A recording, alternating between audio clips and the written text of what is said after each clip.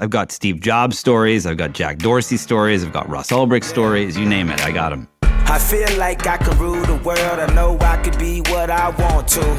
I put my all in it like no days off. On the road, let's travel, never looking back. All right, Sam has been telling me about a book for probably 10 years in a row.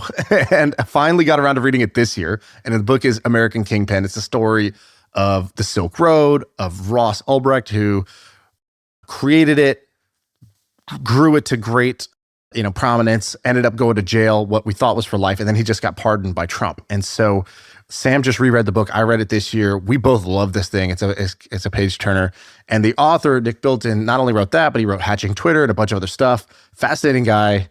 And he's here with us today on MFM. So let's do it. Nick, what's going on? We wanted to talk about all types of stuff. We want to talk about storytelling. We want to talk about things that you researched that didn't make the book. We want to talk about like the OG stories of Silicon Valley because you've been covering this stuff forever.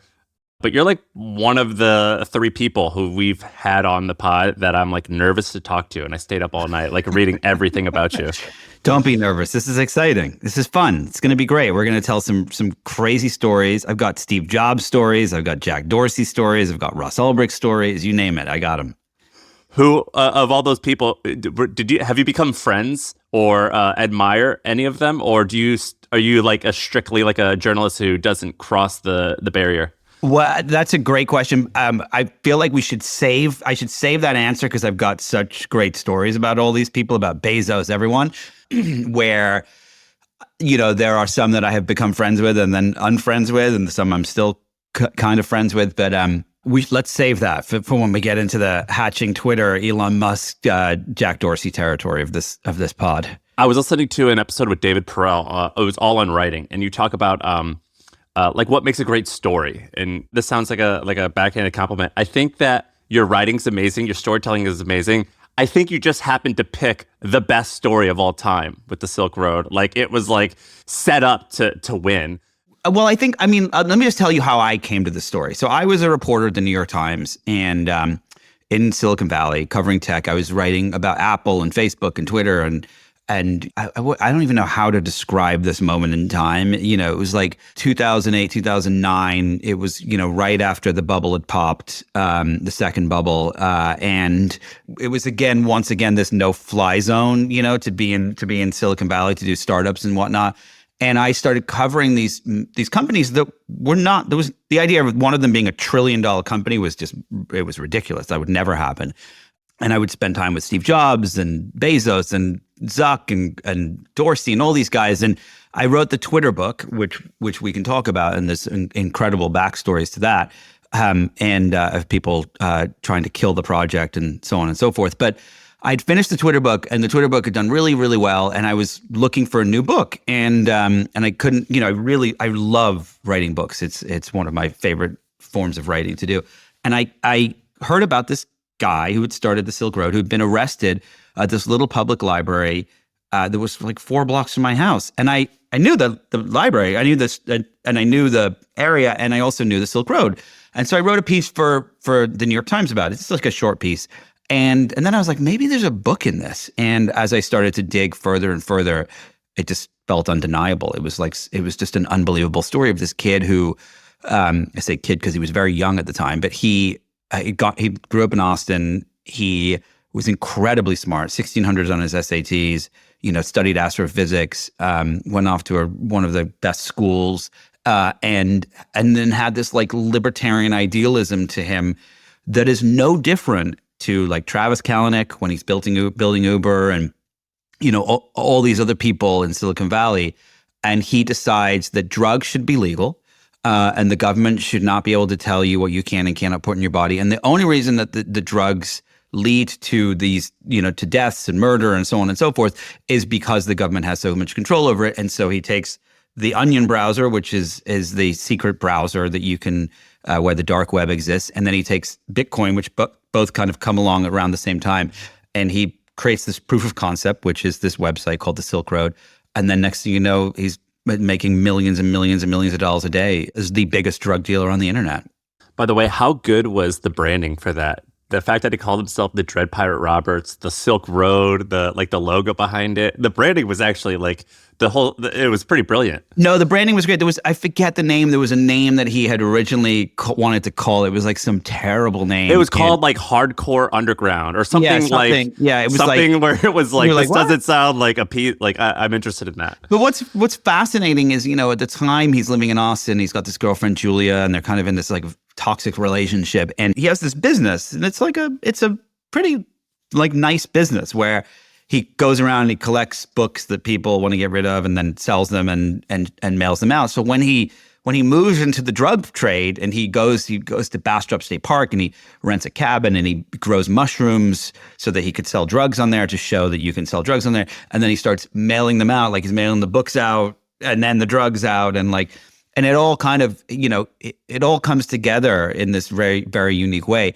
What ends up happening is Gawker, the website that is obviously now defunct, they write about it, and then that's it. It's like game over. Like everyone on the planet knows about it, and senators are coming after him, and every government official, from the IRS to the FBI to the Secret Service to the DEA, they're all trying to hunt down the Dread Pirate Roberts, and Ross essentially goes on the run around the world as they're trying to catch him.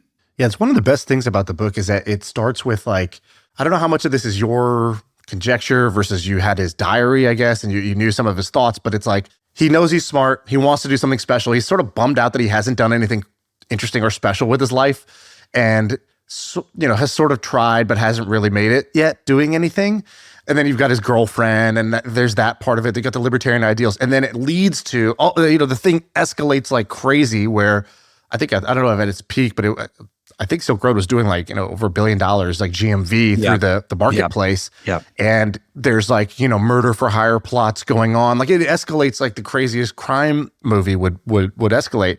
But I like that you had that beginning part where it wasn't just this criminal mastermind. It was like this smart kid, just trying to do something and had a certain set of ideals. How did you know what he was thinking? How did you get access to his diary? Why does a writer how does a writer like you get that? And you got a lot of stuff.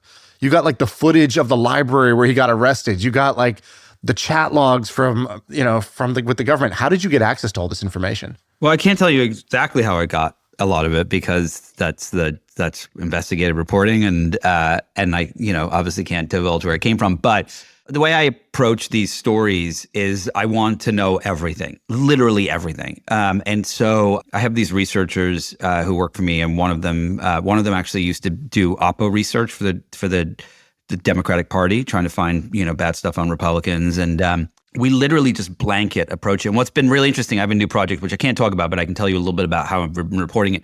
What's been interesting is I have this new project that we're doing, and we've been using Google LLM's notebook. And so now we stuff millions of words into these things, and I can just query it. Whereas before we had to build like Excel spreadsheets and databases, and like it was very, very complicated the way we did it. But we kind of put it into three tranches. So we have the Dread Pirate Roberts, and we get access to the chat logs that were on his laptop, which I don't actually know if he knew were there because they were in a hidden folder, and I don't think he actually knew he'd been saving them, or maybe he was, I don't know. And then there's some diary entries. He'd literally been making a diary about the thing, because the best line ever is he thought there'd be a book written about his life one day. And then we go through social media, and we get all the photos and all the posts and all that. And everything's on a timeline. It's all got timestamps.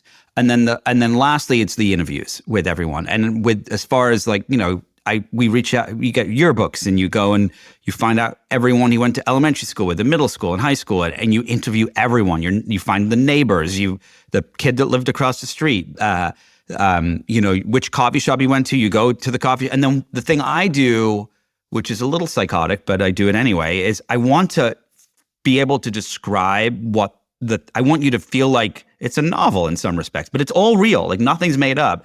And so like if I know let's say he took a picture, there was one instance where he went camping, and so I didn't know where the campground was. It was near San Francisco, but he had taken three pictures, sorry. One was when he left, and we could figure out the street because we could, see the angles and the street signs. The next was when he was driving over the Golden Gate Bridge, and then the third was when he got to the campground. And we could tell the timestamps, so we just did the math, and we're like, okay, it's probably 45 to 50 miles away. And then we looked in the circle around San Francisco, and then we found these different campgrounds, and I went to one, and there we are at the campground. So I go there, and I find the place that he took the picture from, where he's sitting. I sit in that spot, and I can smell the everything, and so I can describe that because it hasn't changed in 6 months or a year. It still looks the same, and so I do that with like everything. I go to the coffee shops he goes to. I walk the same street, and so you get to describe this, and then you also can look,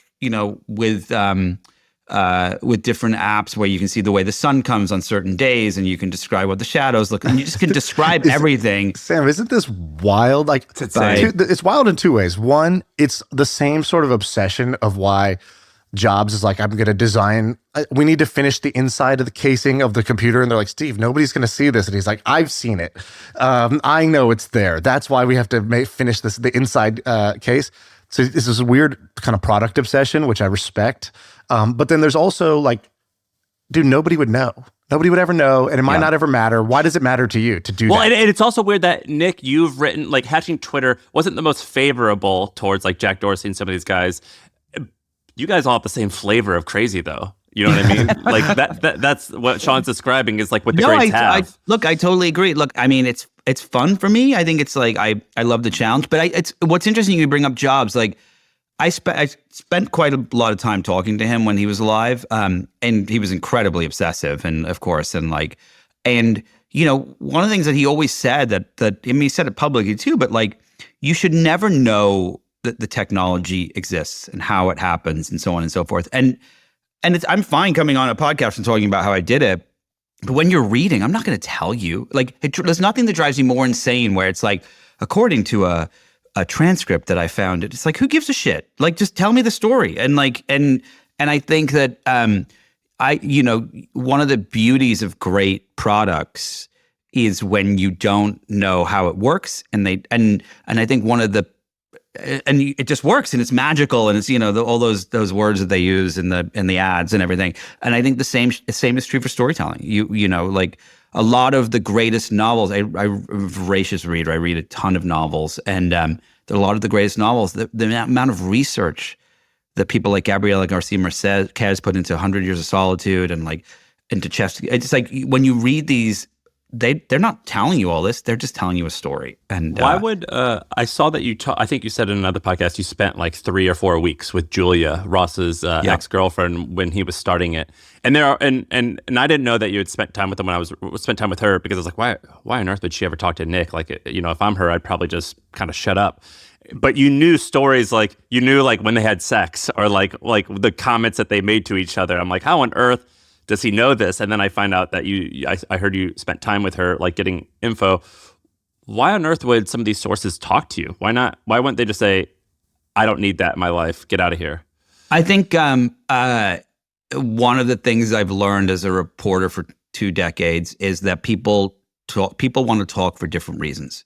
So there's endless numbers of them, and one of I think people think being a reporter is like, you got to break the news and you got to write the story. It's like, no, it's relationships. It's like, it is literally just relationships, and what you have to do is you have to figure out, you need these people to talk to you, and you have to figure out how to make them want to talk to you. And so, for example, everyone has a reason. So people that would leak stuff to me that worked at Apple or Facebook, some of them were so excited to say, oh my God, I worked on this thing. And it was like, and they just want it out there, and they don't have the patience, and others of them worked on something that never got made, or they got fucked over by their boss, or they didn't get the credit, and or they have other egotistical reasons, whatever it is. And so your job as a reporter is to try to get them to talk to you and to try to figure out, and my job is to be like, what can I say to you? What is it that you want? I know you want, we all want something. And so with Julia, I think she wanted to be part of the story. And I think she wanted to be famous a little bit. And I also think that for her, there was some things that hadn't been said and hadn't been finished, and that she hadn't. It was like a little bit cathartic, I think, in some respects. And so that's the reason she talked. When it came to the agents, I spent time with all of the agents involved in the case, or almost all of the agents. And with Jared T. Yeagan and I probably spent 400 hours, 500 hours together. I went to his office, I went to his house, we met in all different places. I saw the postal service where he worked, and we went inside the Chicago airport and underneath the bowels of it. And it was amazing to see all this stuff. Shaan, do you remember that? So Jared was the guy who he wanted to be an FBI agent or something like that, but he ended up being a Homeland Security agent, which is like I think the book starts with him. It's like he discovers a pill. Yeah, a single pill. One pill. And what shocked me about Homeland Security and mail is that they would just sit there and watch packages come in, and they would just be like, that envelope looks weird because it's handwritten in a certain way, and it's just similar. Like, it's just so crazy that one of a few different ways that he was caught was just like traditional police work as opposed to like something more complex. It was shocking that it was just like eyeballing things. Well, it's why I started with the pink pill, the single solitary pink pill, is because, and then there's a line, there's a paragraph in the book about how the website started with a single line of code, and all of a sudden he creates this world and so on. I think what's interesting about technology, and this was just me, the way I wanted to tell the story, but what's interesting about technology, there's also the scene where, and I say scenes because I think of them in my head as scenes, they're not chapters, everything's visual in my head. And there's this scene where we see a computer being built, and it starts with like a single diode. And what I find so fascinating about technology is all these websites and all these products and all these companies, they start with this one thing. And the same with the books and everything. And they grow into these, they take over the world. And so for me, the pink pill, the single solitary pill of ecstasy, was the beginning of the story, which was just going to become a fucking tidal wave that took over everything. Did you ever feel in danger during your research? I felt more in danger doing the Twitter book, quite honestly. What was the danger there? The powers that be didn't want? Jack Dorsey did not want that book out. And he was trying to do everything he could. Dude, he's a peace-loving hippie, as far as I could tell. He sits with a beard and a tie-dye shirt. He just wants peace and love for all, I thought. No, that is all a story that he tells. Look, there are definitely stories I've worked on. I wrote a book I chose not to publish, which was about the NRA. This was after Marjory Stoneman Douglas had happened, because I went to school there, and it's been a couple of years on the book, and then decided to not do it for a few reasons. But that one, I wouldn't even say that I wasn't like afraid someone would come after me, except maybe like some gun nuts later. I've done some stories, mafia stuff, like Russian hackers, things like that. And I've never, I think a lot of the times people respect the process, and they don't want to start a war with the New York Times or Vanity Fair, or Right.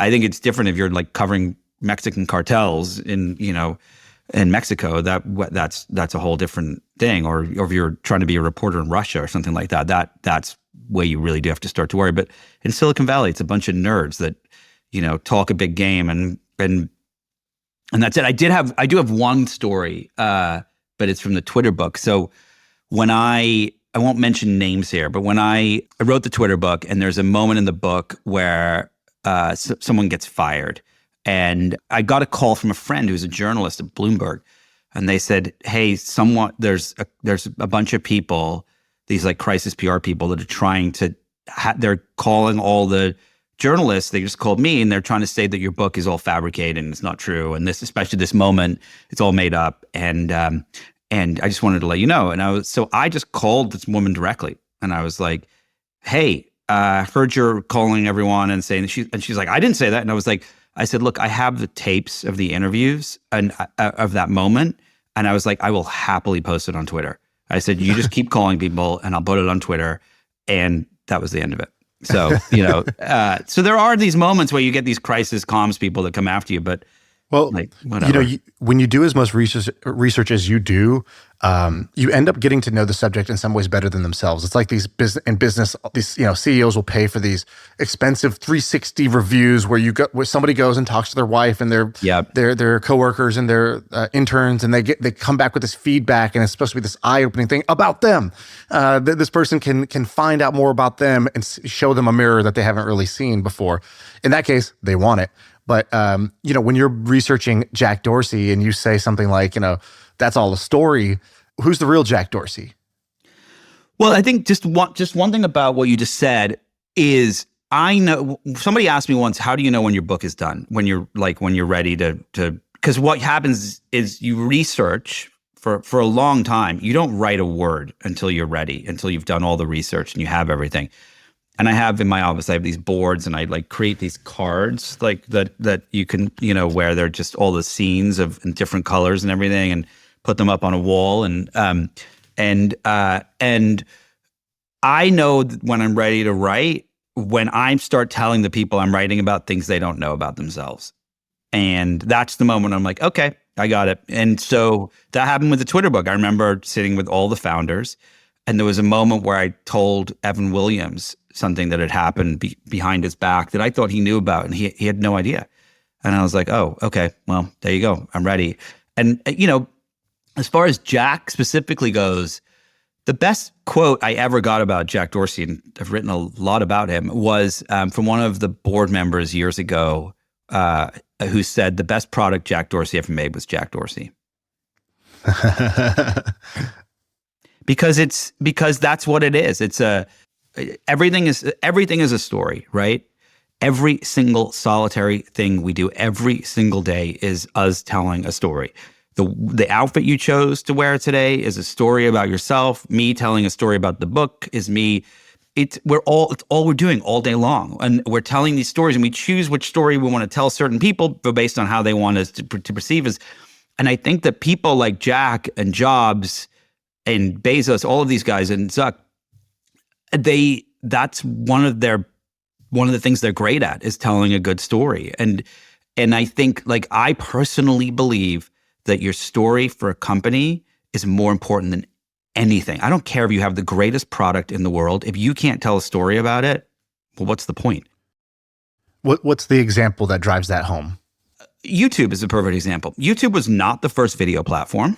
There were dozens. And I remember seeing this. When I was just a beat reporter covering Silicon Valley, and my days were it was like office hours, and you'd have startup after startup in 2009, 11, 12 come in and meet with you, and they would have, some of them have great ideas, but they couldn't walk you through it, and they didn't hire a PR person, and they didn't and so, and YouTube had a great story and that they were able to tell, and it became the video platform. There were other video platforms that were, I would argue, way better than YouTube. And I mean, Vimeo is a perfect example. Vimeo was a 1,000 times of a better product, and a prettier, easier to all these things. And YouTube just told a great story, and Google helped them do that. And that's what it becomes. And if Jack Dorsey had told the real story about Twitter, that his best friend Noah Glass really was the one that came up with most of it, and he stole it, from him, and that the place was a shit show and no one knew what was going on. It was all an accident. You'd be like, oh, okay. But to tell the story that I am the next Steve Jobs, and I conceived of this idea of Twitter while I was in my mother's womb, and holy shit, I got to check this thing out. What is this? And it's the Jack Dorsey Twitter story I know is he grew up and he was just fascinated with dispatch or something like that. He talks about I loved either taxi dispatch or some transportation dispatch service he used to listen to, and that short form dispatch communication was always something he was into. And then when had the idea for Twitter, and he has the sketch of the original Twitter thing that he posts, he's posted before. That's the story that I know, right? Yeah. Because I'm just the receiving end of that product he's created. So it worked, right? The story worked. Is it true? No, it's not true. Yes, he was interested in dispatch in the same way he was interested in writing poetry and painting his nails black and dyeing his hair blue. But that's not part of the story, because what really happens is, and as I say in Hatching Twitter, and no one knew this. I was I had to talk to all these different people to kind of pin it together, except Noah Glass knew it. Jack was living in San Francisco. He was in his early 30s. He was a part-time Manny in Oakland. His life had not turned out in any way like the predestined version of Jack Dorsey we think of today. He got a job working at a, the ticketing booths at Alcatraz. So there are these booths that are pretty small, and he was the C programmer who would go and fix the ticketing booths. And the reason he got the job was because he was small enough to fit inside the booth and program. So this was the life he was living. And he applied for a job at Camper Shoes to sell shoes, not like to build the website or be the CEO. And he couldn't get the job, and he was at a coffee shop, and Evan Williams walks in, and he'd read an article about Evan, and he just felt like it was a sign, which it probably was. The universe was putting them together. So he sent him a note, and he said, I'm a programmer, and they had Audio at the time, which was the podcasting company, which was a decade ahead of its time, which was a brilliant idea that Noah Glass had come up with. And so Noah and Evan Williams had created this thing called Blogger, and Blogger was, again, ahead of its time, and Google purchases it. And one day this guy, Biz Stone, reaches out and he says, I love Blogger. I'd love to come work for you. And so Evan Williams and Biz become friends. Jason Goldman, who's also another part of this, he's working at Google. They all kind of become buddies. They end up leaving, and we'll get Goldman stays. But Ev and Biz end up leaving. And the reason that they leave is because Evan lives on, I think it was 18th and Market or whatever the streets were. And one day he was on his balcony, and another guy, Noah Glass, was on his balcony. And Noah had been reading that same article that Jack Dorsey had read. And he recognized in the article that the photo of Ev Williams was taken on the balcony. And in the background, there's a little Noah Glass, because they were neighbors. And so he goes out and he goes, hey, Blogger. And they become friends. And then Noah pitches in this idea for this podcast company. He's like, this is the vision, this is the future. It's going to take over radio and so on. And so Ev is looking for a project. And so he agrees to do it. It's all discombobulated. No one knows what's going on. They can't run the startup. Apple comes along with podcasts. They're screwed. Jack Dorsey comes along, and they do a hack day. And to try to last hurrah to save the company. And they, during the hack day, Jack presents this idea for status, okay? And everyone's kind of doing the same thing. The ideas are very, very similar, and I'll tell you a couple of them. But Jack presents this idea for status. And what status is stat.us/Nick Bilton, right? And you go there and you see my status. It's one status. So if I say, and it's 3-4 words. You're not really supposed to do anything more than that. On a podcast. Now, if you go an hour from now, if I post a new status and I'm taking a walk, the on a podcast is gone, and it now just says taking a walk. It's like an AM away message. It's literally an AM away message that they were doing. And so Noah has a very similar idea, but Noah's like, no one is going to go stat.us/Nick Bilton 5 times. Your mom will do it because she wants to know what you're up to, but no one else is doing that. And so they all start bringing these ideas together, and it's 11 people in the room. It is a collaboration between all of them. And what Noah has this realization is he's a very emotional guy, very smart, and he's like, it needs to be about friendship. It needs to be about connecting with your friends, and that is what it's about. And so he brought this humanity to it. And so he came up with the stream and the it's all, not the ad replies, but the friends, that you had friends and that was Twitter. It wasn't status. There were a million other statuses back then. I mean, and so when it ends up becoming what it became, Noah was a mess. He was getting divorced. He was his life just wasn't work, and he gets pushed out by Jack and Ev and Jack, who is best friends with Noah, goes into Ev's office one day and he says, either you get rid of Noah or I quit. And as far as Ev knew, Jack had come up with the idea himself, when he was a little kid listening to fire trucks. That was a story that was added later. and so, but the better story is not, I screwed over my best friend for power and control of this thing. It's when I was a kid, I used to sit in my room at 12 years old and I had the vision for Twitter by listening to fire trucks. Okay, that's a great story.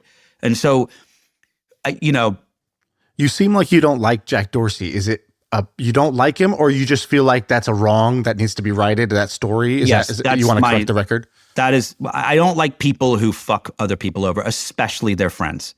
Did you find yourself, like, you had this great podcast with our friend David Perel, and you said a line that someone came up with, where it was, every villain has a mother. And it was like, I guess, like, you see yourselves in the villain at times. That's what good stories do. You kind of like a villain a little bit, or they're a little, you're interested in them. Did you find yourself liking Ross? Did you find yourself liking Jack at times? Like, because you get so into their minds, and you also see that, like, even though they do a lot of bad things, they do a lot of epic things, a lot of big things. Do you find yourself admiring and liking them? Well, they all have a charisma to them, that you can't pull this off without the charisma. I met Trump. He's very charismatic, very, very charismatic. You want to be around him, even if you don't agree with him. What was the context? How'd you meet him? Oh, just at a rally once, years and years and years ago, I think 2015 or something like that. Spent time with Elon. Like, he's kind of funny. He's funny. He's like a weird dude, but he's funny. Jobs had this like aura to him. Bezos too. Like, they, funnily enough, Zuck doesn't necessarily have the charisma, but it's almost like he's a robot, and you're like, oh, how does this thing work? But they all have this.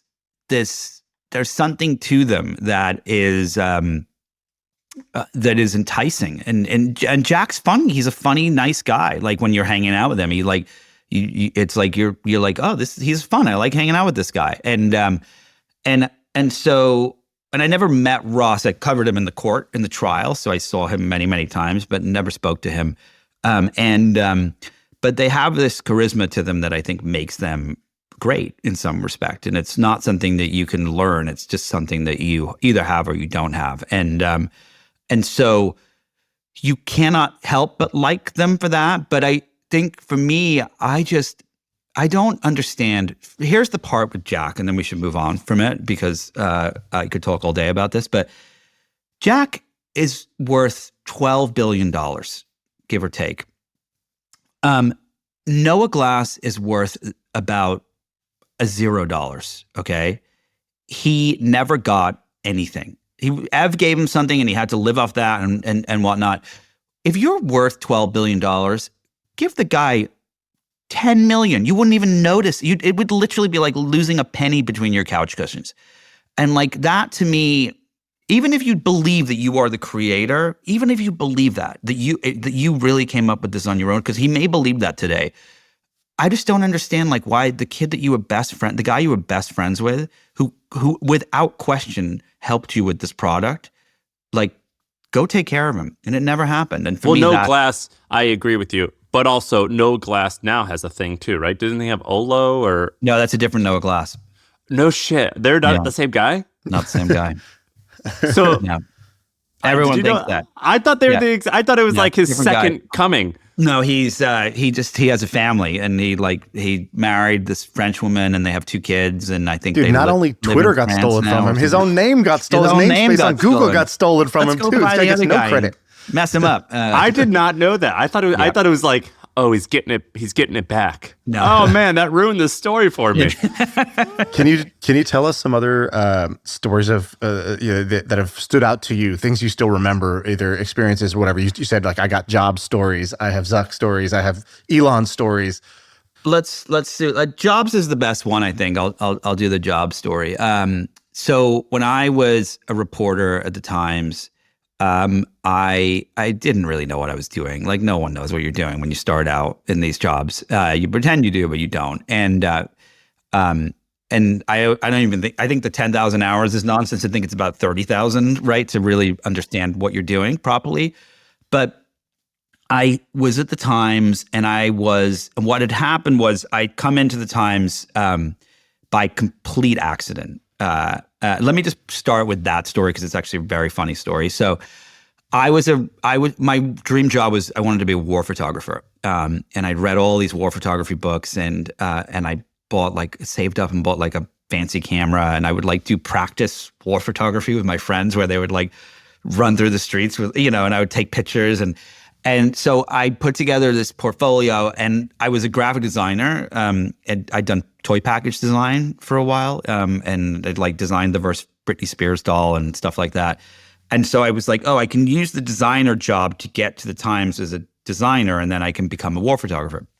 And so I end up doing that. I do page layouts and stuff like that.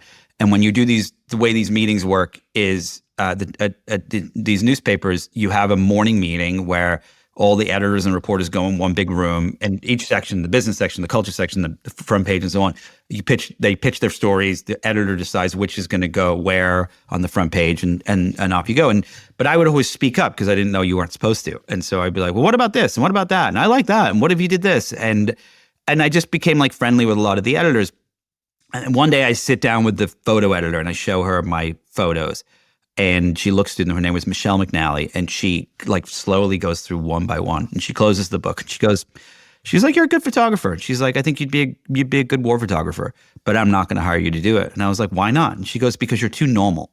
She's like, these guys are fucked up. They're on drugs. They can only be in a war zone half the time. Like they've just got something that's missing, that they need that adrenaline. And she was like, I don't feel that from you. And I'm so grateful that she said that. And so I was like, well, what do I do now? And there was at the Times, I become friends with Marissa Mayer, and that was talking about going over to Google to go to Google News.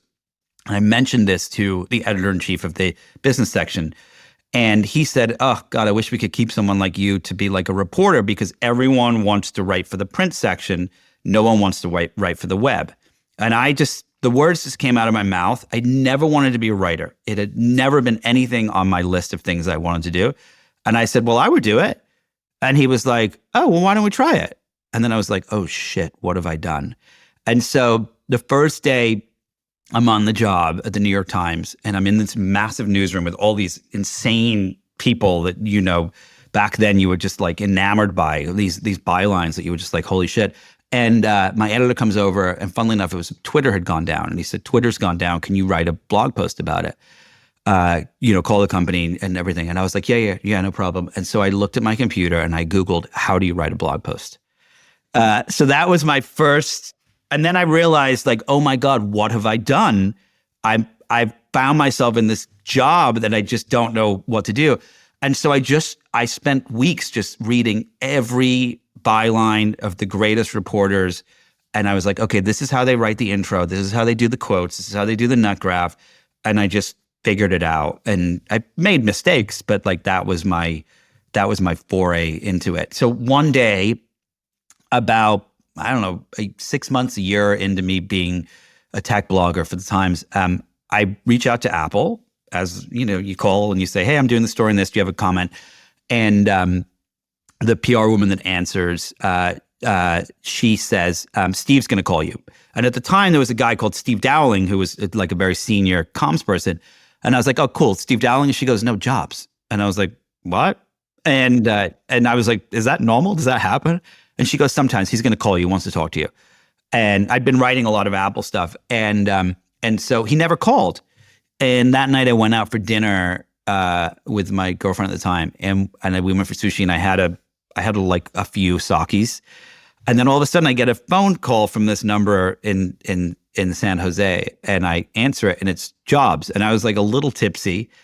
And he talked to me for like an hour, and he just like convinced me not to do the stories in the way I did it. And it didn't make any sense, but he made so much sense.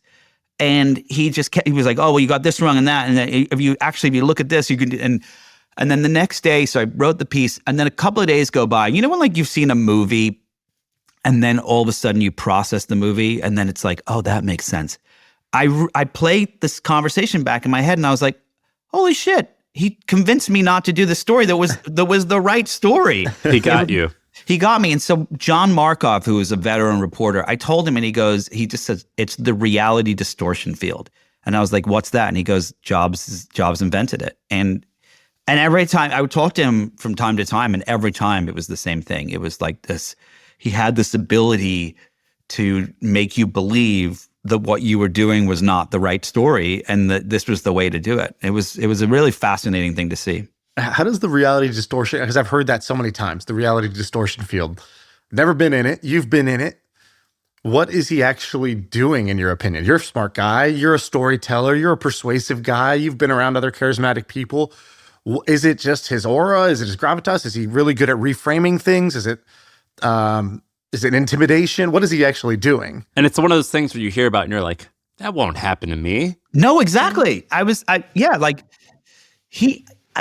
hard to describe what he's doing because it's so interesting. He convinces you that you're wrong and you believe it. And look, I think there's a part of Jobs that we should all admire and respect and be really amazed by. But there's a part of him that he could be a real asshole. Like Walter Isaacson told me this story once. Jobs he presented the iPad and then what they did back then, they don't do it anymore as much because the media has changed so much. But what they did back then was they would go around to all the newsrooms around the country and they would meet with the editorial boards and the reporters in off the record, in total private, and they would show you the products that they were doing. So, and presidents would do it too. And, you would sometimes get invited. They'd be like, Bush is here or the Secretary of State, like come in. It's a huge, at the New York Times, it was this massive conference room. And on the walls were all these photos of all the dignitaries that had come over the last 150 years and business people and so on. And so we got a call that Jobs was coming. And there was 20 of us that were invited to this thing. And I end up getting sat next to Brad Stone, who now runs Bloomberg business.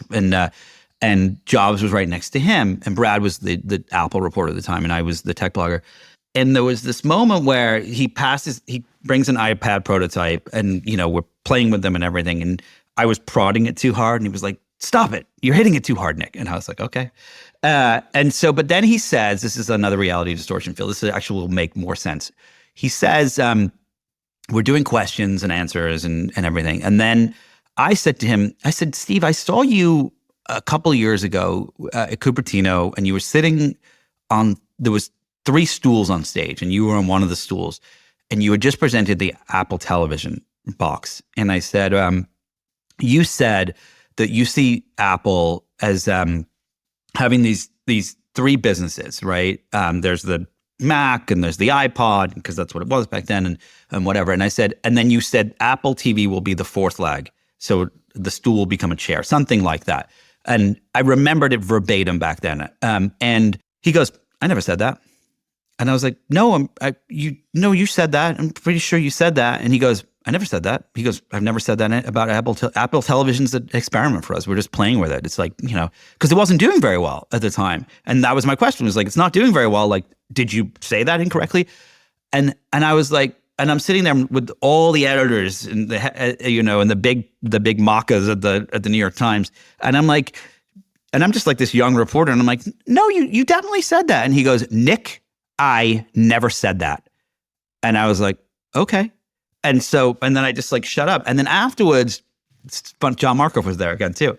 I pulled it up on my computer and I watched the video. I was like, he said it. And he goes, reality distortion field. And that was just it. And so what was I going to do? Go run around to the 20 people in that room and say that he made it up? No, he did what he did and it worked. And they all believed that was just an experiment. Right. Are there any of these guys that you felt like had it all? Meaning they have the extreme success. They're the extreme achievers of society. But, most of the time you look and they're on their 5th wife and they're kind of the stories that they're kind of an asshole to work for, or that they screwed somebody over or whatever, right? Like they have, same as this quote, show me a great man and I'll show you a bad man, right? Like, there's this stereotype with that. Was there anybody you met that you were like, no, this person's actually, they had it, they had the career success, but they also were a good family man, or they were actually good to be around. They're a good human being to be around. Yeah, people who you would say they're winning. Yeah. There was one person, and I say was. There's 2. There are other people. Look, I think like there are really good people in Silicon Valley. They're not the most successful of they're not worth the hundreds of billions. Like I love Aaron Levy. I think he's a great guy. Like Dennis Crowley. There's a long list of people that I really, really admire and like, and I think are good people. But there was one person that I was like, oh, you have it all. And I had met him because I'd done these series of stories on the Kindle, and it was Jeff Bezos. And I remember spending time with Bezos. And when I became a columnist at the New York Times. Like when I got promoted to be a columnist, there was a guy, I worked with David Carr, who was just a wonderful, wonderful human being, who was the media columnist. And he's since passed away, but he was everyone's mentor. He would make time for anyone. He was just a lovely, lovely person, so smart. And when I became a columnist, the first few columns I wrote, I was like, I don't know what the hell I'm doing. And David used to smoke outside, and I would go down and like hang out with him. And he said, pick a fight that you can win. That's what you need to do the first time when you first become a columnist. So I was flying out to LA for Thanksgiving, and I was reading a book on my Kindle back then. It was like 2010 and 9, 11, 12. And I was reading a book on my Kindle. It was like 3 pages to go. And I was like, oh my God. And they were like, you must turn off put your devices off now and put them in airplane mode and whatever. And I wanted to finish. So I was like hiding the book so I could finish it. And the stewardess was like, we are not allowed to take off, sir, until you turn that off. And I was like, it's a calculator. Like, it's not going to destroy the plane. And she got very terse. And I was so angry that when we finally got up to altitude, I wrote a column about just how ridiculous it was. And it got published like the next day or whatever. And it was like the most read thing on the New York Times for weeks. And I was like, oh, I'm picking this fight. And so I went to all these testing facilities, because back then there were rules in the FAA. You could use a razor, a tape recorder, a heart monitor, and some other. So we got all these Shaan things. calls it going to petticourt. Yeah, you took him to petticourt. Yeah, I was in petticourt. And so we went to these testing facilities, and we did like EMP testing, and we put a Kindle. It's amazing. These giant rooms that like, and you just have a device and you can test all the EMPs. It turns out like the razor puts off like 100 times more EMPs than a Kindle. And so I just kept writing these stories because people like were so irate about the fact that they couldn't read their Kindle or play on their phone while they were taking off. And eventually it got overturned. And Bezos, during his earnings call that quarter, was like, on the earnings call, was like, I want to give a shout out to Nick Bilton for like, because it helped his business, of course, you know? And anyway, I ended up meeting with him, and he was like so smart and thoughtful, and just you could tell was on a different level. Like you could just see like, oh, this is someone who never forgets anything. And he was married. He was talking about his kids and how his teenage son still sits on his lap, and then I ended up going to a dinner at his house, and he talking about his family, and I met his wife Mackenzie many times, and I was like, oh, he's the guy who has it all. He's like created this unbelievable business. He doesn't, from what I could tell, he's not like, people don't say he's an asshole to work for, right? I'm sure there were some, but most people like really, really loved working for him and stayed at Amazon for years and loved the culture. And then they got divorced, and he ended up in a very, very different relationship. So and now he's like this bodybuilding looking like raver.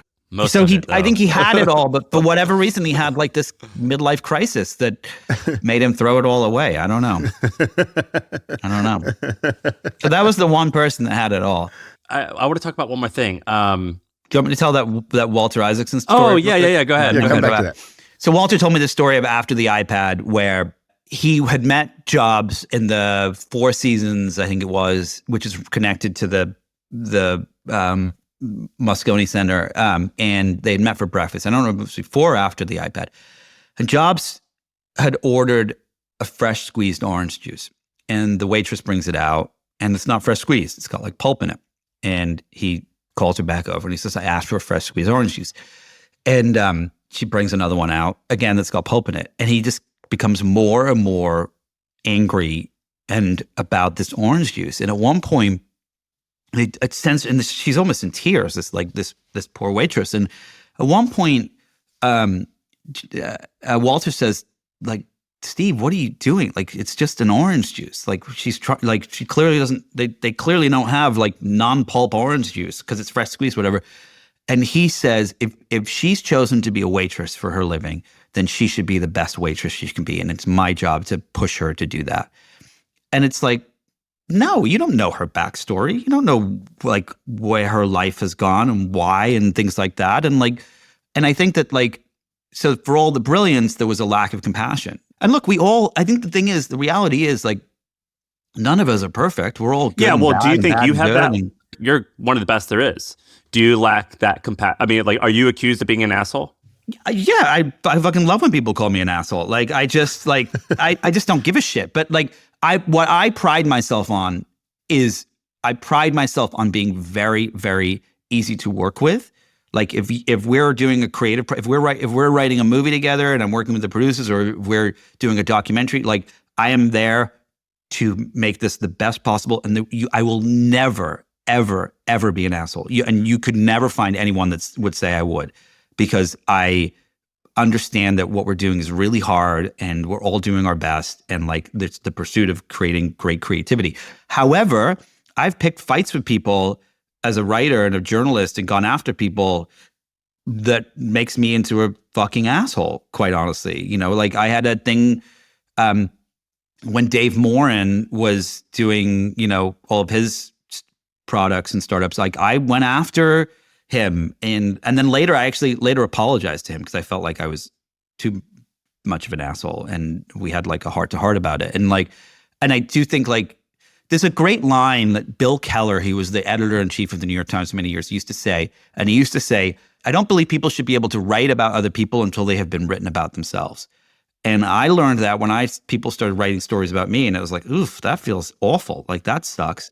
And it was like a moment where I realized like, oh, like I don't need to be such a dick to people. Like I can write these stories and I can be honest and I can tell the truth, but you need to have some compassion too. And that was something I had to learn in the beginning of my career. You talk about like your time at the New York Times where you're like, we were in this room and then the room had the portraits of all the important people who used to come to us and try to tell us what they were doing because we were the messengers and we used to kind of shape the narrative out there, and they tried to shape us and we shaped the narrative. Yeah. And there was these people who were, you recognize their names from the bylines and you had just like so much respect for them. Do you think that that's still like does that shit matter at all anymore? Because for me, I'm like, if I'm a founder of a company now, I put $0 into PR. I put zero care in if I can get a press mention. It's like so low on the total pool compared to how it was 15 years ago when I was building a company. That has changed my respect for kind of mainstream. I think Trump really like reality distorted everybody when he started going after fake news. And then you started seeing examples of it. And like, I just feel like the credibility has gone down, but I'm also on the outside. You're almost, you're from that world. Do you feel the same way? Or do you think that's completely misguided? There's a practical thing of like, you can get an audience on Twitter, on wherever, and you're like, I don't want you, nor do I need you. There's two answers to that question. And the first answer is that I think 90% of the media is utter garbage, and it is complete and utter ridiculous drizzle that is opinionated and bad for society. And I think 10% is people that are working really, really fucking hard to try to do investigative reporting because they care. And I met those people. I remember those people at the New York Times when I first started. And they were people that were making 120 grand a year and could be making millions, like working for a hedge, billions, I don't know, for like wherever they wanted. And they wanted to pursue the pursuit of honesty and setting the record straight and going after these bad people, because there are a lot of bad people in the world. Does that 90% of the crap include your past employers? Does that include everywhere? New York Times? Yes, 1,000%. Because I think because the system, it all broke. Like it's broken, and I believe it's broken beyond repair for now. My hope is that, and maybe this is me being delusional, but like my hope is that AI can somehow help fix it. But I believe that, or AI in the hands of people can help fix it. But when I first started at the Times, like you weren't allowed an opinion. You weren't allowed. There was no social media. Like there was no Twitter. Like I was at the Times when Twitter came out. Like I remember being in meetings in those rooms, and I would ask an editor, right, what do you think? And they would be like, I don't have an opinion on this. I'm a journalist who comes at this impartially, and all I want to do is report the facts. And so I think that what happened was you had this, the problem was the internet came along, right? And you had to get to the Times, like I was one of the first ones that came in. I remember being in a meeting once with 40 or 50 people at the time. It was this big meeting, and everyone kind of went around and they introduced themselves and they talked about like where they'd gone to school and how they'd ended up here. I barely graduated high school. Like I literally had a 2.1 GPA. I got kicked out of art school. And like, they're all like, I was at Harvard and I worked at the Harvard Crimson and I did this and the other. And I was like, oh, I'm the odd one out here that shouldn't be here. And like was only here because no one wanted to write for the internet. And that everyone became that. And I think that like what ended up happening was you had this generation that came in after I left that was, they were the internet people. They hadn't been mentored. They hadn't learned the ropes, and they didn't, and they felt like they had a right to say, oh, we should not publish Tom Cotton in the opinion section, and we're going to be irate because we did. That is not the way the world works. The world works is by listening to other people's opinions. And I think the reason that so many people in Silicon Valley have veered to the right, which they have, is because the left tells them, oh, you can't think like that, and you're stupid if you believe this, and so on and so forth. And I think that so the whole apparatus is completely broken. But at the same time, I am friends with a lot of startup founders who tell me that like, oh, we got a profile in the New York Times and we had the biggest influx of customers we've had ever. Or we got mentioned, a write-up on here or whatever it is, and the same thing happened. And so the eyeballs are still there. People just don't necessarily trust them in the way that they did. And I think that, what's interesting is that you have all these new news outlets that come along, like Semaphore and the Free Press and things like that, and they're trying to get people. They're trying to say we're impartial in the middle and so on and so forth. But inevitably, what ends up happening is as soon as you put that opinion in, the number of listeners or viewers or readers go up, and then the product ends up steering that way. And so, I think that there is a desperate need for something that is. What I think the solution is, honestly, is you don't need a right-wing publication or a left-wing publication. You need a both. You need a place where there are people who have right-wing point of views and centrist point of views and left-wing, and they're all in there together, and they're debating it, and they're respectful of each other, and maybe they disagree, but they are all there. And the problem is the New York Times is all left, and the Wall Street Journal is all right, and so on and so forth, and so you don't necessarily trust any of it. Yeah, I would love to read the debate. I think that's a lot more interesting format. Two people who take the other side, two people who each believe or are willing to like argue the best case for each side, so you can read it. And I think that's both entertaining because it's sort of a fight, an intellectual fight, but I think it's also more informative because you get both perspectives, sort of steel-manned. Yeah. Is there a story you wish you could write, either if you had like infinite time or, sometimes you get successful and you're like, oh, somebody should do that. It's probably not worth me doing it, but somebody could do that. Is there a great story out there that you think somebody should be doing?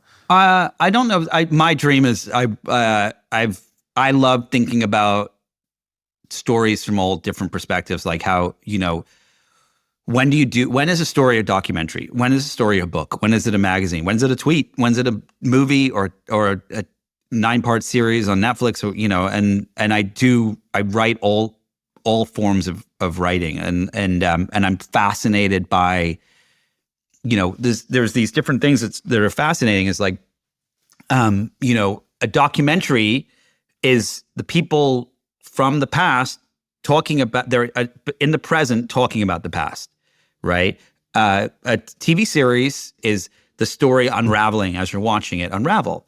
A book is you get to crawl inside someone's head for 7 hours and let them understand how visually things smelled and looked and and so I've always I want to write a novel at some point. I think that's like the next thing I want to do. And so because I'm a voracious novel reader, and I just have so much respect for the amount of research that goes into them, and then they become. But then it's like it goes back to the beginning. Like the magic is you don't know that the people that wrote the novel spent hundreds of thousands of hours researching all the history or whatever it is to do that. As far as like a nonfiction, like I just love stories that old cheesy saying that like, it's, if it was fiction, you wouldn't believe it. It's like I really think that those are the stories that to me are the most fun to read and report and research.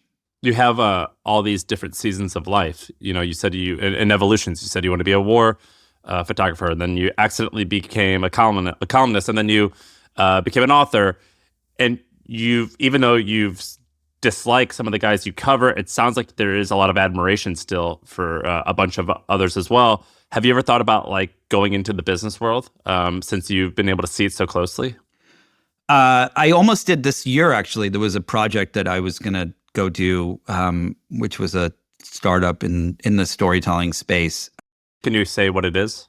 I think that what's happening is there's a change coming in Hollywood as far as how we consume content and short form and the way, there are these structures that happen to stories that become norms. And so, for example, in a film screenplay is 120 pages long because each page is a minute. And that's why when you look at screenplays, they're Courier and the certain font, because each page shot is usually 1 minute long. And so 120 pages is a 2-hour movie. And so there's a whole system set up. There's a book called Save the Cat, which essentially made this world where you on page 1, the first person you meet is your main protagonist. By page 3, you have discovered what the movie is about. By page 5, there's the introduction of the antagonist. By page 30, every single movie, if you go back and watch, on page 30, which is 30 minutes in, it's the changing moment. It's it is the Joseph Campbell, like, this is when the journey begins. And then by page 90, you've entered this third act, and we've come back around, and so on and so forth. And while every movie is different, we understand that that's the same thing. And I think what's happened is that philosophy has been overused. And I think, do you remember the movie Parasite that won the Academy Award? Parasite changed it. And it wasn't by page 60, it turned into a whole different movie. And you were like, whoa, I've never seen that before. And that's why people, I think, really loved it. And I think what we look for in culture is things that are new and different. And every once in a while, a genius comes along who does it. And then everyone else copies that. And then you got to wait for the next genius to come along to do the thing. And I think that that page 1, page 5, page 30, page 90 thing it doesn't work for today's audiences. They don't have the patience to wait till page 30 to find out when the turn is. And so in short form, there's like this new philosophy of like 1 second, 7 seconds, 9 seconds.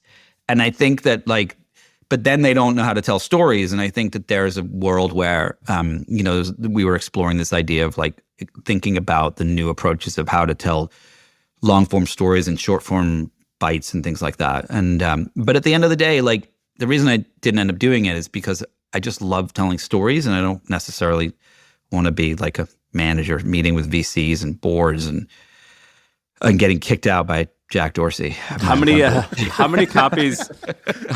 How many copies of your books have you sold? Hundreds of thousands of copies, yeah, over time. I haven't checked in a long time, but hundreds of thousands, and they've been printed all over and Dude, everything. why is American Kingpin not a Netflix 7-part series? I can't believe like, nobody's it was turned one that into movie. an amazing show. It was okay. That movie was okay. I mean, no, it was bad. It was bad. It was bad, yeah. It was bad. I'm not going to tell you the story, but the reason it has not is because I got screwed over on the film rights deal. So that's the reason why. But it may end up it's still today. It still may end up there. We'll see. All right, if I wanted to spend 6 weeks getting as good as I could at storytelling, what would I do? Is there a book, or is there some process? Like, if I was dedicated, how would I become an amazing storyteller? What would you do? If you're dedicated, you'd need more than 6 weeks. So let's pretend it's... What can I do in 6 weeks? I got $19. What do you got for me? If you, I have all these books on storytelling that I read, and they're interesting, and you get a little snippet. I think the most interesting of all the books I read was when I wrote Hatch and Twitter. I really wanted it to feel like a murder mystery because no one knew what really happened. And I read a book on murder mysteries, which was unbelievable. You can read any of them. Just Google how to write murder mysteries. It's a blue book. It's a collaboration where a bunch of murder writers and screenwriters and so on each write a few chapters each. And there's a few things I learned from that, which were which one is when you read a lot of books, people forget to describe smells, and murder mysteries always do. And it's like, and it really brings you in. It's wild to see how it can add like this extra layer, like sounds, smells, the noises, not just the creaking stairs, but the, the mold or whatever it is. It just creates this sense of story in your brain. The other thing is The Save the Cat, which is really interesting. Even if you don't write screenplays, it's a really interesting way of understanding character and so on. And I read a bunch of screenplay books by like some of the old greats, and they talk about characters and things standing in your way and so on. But I will say, for me, the best way to become a great storyteller is to read stories. And I think one of the things that frustrates me about Silicon Valley and the tech bro culture is everyone's trying to optimize their life for the most number of seconds of this and that and the other. And it's like, what they don't realize is that some of the greatest things that they will learn is from things that have nothing to do with what they do. So I'm 48 now. When I was 45, I love listening to piano music. I've never played before. I was like, you know what? I'm gonna just learn the piano. And I got obsessed with it. I learned how to read music for the first time. Oh, look at you! What is that? I'm on the cover. That's his like a New Year's resolution. This is my my How year are you mission. doing? How's well? I'm on the Faber method here, so I'm on book 2A right now. I'm playing. Nice. I'm playing. There's a great app. It's like it's called that I do in my spare time. It's called Notes Teacher, and you just do it for like 5 minutes a day. It's like sight reading practice. Yeah, sight reading practice. But I got obsessed. Like I literally would play 2 hours a day, and like now I can play a couple of Chopin songs and things like that. And to me it was just a fun hobby, and it was like really like. But what you learn is that like they are telling a story, and they're telling a story. Hans Zimmer says like, the notes will ask a question, and then the next notes will answer the question. And it's like, and the way Chopin like is you just unbelievable if you sit and analyze the music and think about like the highs and the lows and the things that are repeated, and it's amazing. And it started to kind of inform some of the ways I thought about screenplays. And like I read as many novels as I can. I hate nonfiction books. I can't read nonfiction books, which is funny because I write them. They're just boring to me. But I read novels, and I love like just studying as I'm reading, like, oh, that was really unique of the way they did this. And I read a lot of like 1950s sci-fi, and then I read a lot of like 1930s, 40s, 50s, 60s, incredible, the writers that we all should read. And you just understand that these stories are about people. They're not the stories that we think that it's like the guy who wrote Game of Thrones, George R. R. Martin. I saw him speak once at a conference years and years ago, and he said, you could take my story, you could put it in a spaceship, and it would still work. You could put it in present day, and it would still work because it's about the relationships and the characters. And I think that that's what ends up happening is as you watch something, the best stories are the ones where you imagine yourself as the character. And then you want to know how you would solve the problem.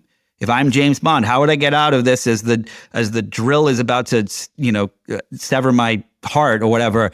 And then you can't figure it out, and the storyteller does, and you're like delighted by that because it's great storytelling. I think that's your secret, by the way. You're like, nonfiction is usually pretty boring, but yours aren't. And I think yours aren't because you consume so much content that's on the mystery side. Yours are page turners. And so, that lateral thinking where you take a skill from one discipline and apply it to another that usually doesn't have it. That's what some of the best business people do as well, is they take, the best hedge fund, renaissance is because they took the best AI, machine learning, mathematical prowess and applied it to finance. And like we had Mike Posner on the podcast, and he was talking about how he started as a rapper, but all his hit songs are him singing. And he's not the best singer, but he's like, I am the best writer because he sang one of his lyrics, and he's like, the rhyme scheme I'm using here, the reason people like that hook and it's catchy is because I'm using a rap rhyme scheme, which no singer-songwriters would typically do, but that's why my song sounds different, because I'm using a rapper's lyrics, but I'm singing them in the way that, is rarely done. But it sounds like you've kind of done that same thing.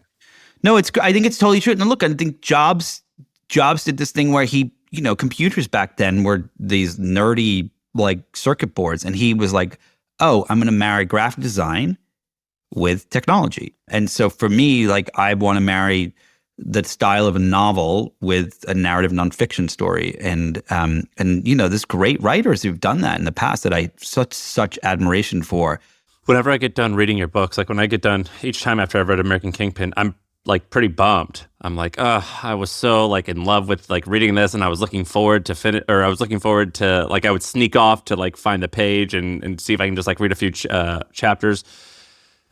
And I felt bummed that like I was like in this relationship with this book and it's over now. And I've like searched so long and hard to find something that could fill that need. And like only one out of like 20 or 30 books like fills that need. I think Mastermind was another great book that was a very similar topic. Yeah. And the author did a great job of a very similar style of storytelling. But in general, it's been really hard for me to find things.